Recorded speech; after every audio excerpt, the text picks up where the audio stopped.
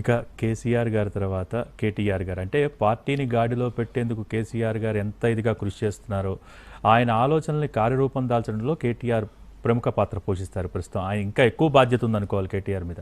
So ఈసారి కేటీఆర్ గారికి ఎటువంటి గ్రహబలం ఉంది? కేటీఆర్ గారిది ఆర్ద్ర నక్షత్రం 1వ పాదం మిథున రాశి.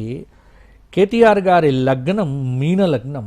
లగ్నాత్ ద్వితీయంలో కేతువు, తృతీయ గురువు, చతుర్థ చంద్రుడు, పంచమ సూర్య బుధ శనుల యొక్క కలయిక, షష్ఠ స్థానంలో కుజుడు, అష్టమంలో భాగ్యరాహువు.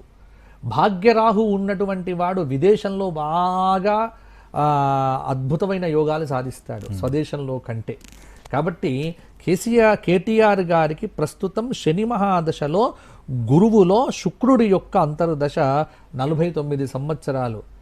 కొంత ఆవేశాన్ని తగ్గించుకొని ఆలోచనల్లో పరిణతి తెచ్చుకొని అవగాహనతో ముందుకు వెళ్ళగలిగితే ఈ సంవత్సరం ఒక మెట్టు పైకెక్కవచ్చు.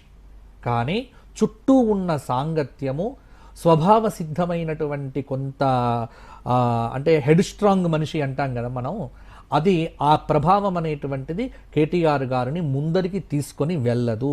అందువల్ల ఈ సంవత్సరం అంటే కొంత ఒంటెద్దు పోకడ అంటామే, అది ఎక్కువగా ఉంటుంది. ఆయన జాతకంలోనే బాగా కనిపిస్తూ ఉన్నది.